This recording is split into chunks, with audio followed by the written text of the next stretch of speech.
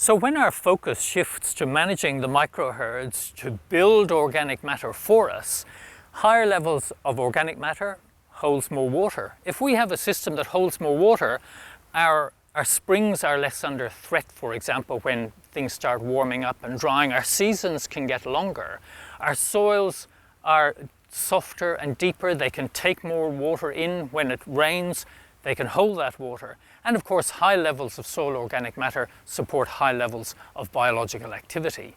These are the factors that make our soils more resilient in the face of climate extremes, very wet, very dry, very hot, very cold conditions.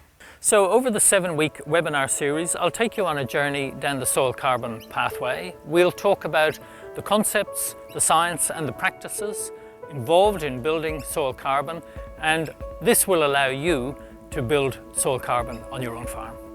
So, how to build topsoil, all run by a top bloke. We do hope that you're able to join us in February for this webinar series.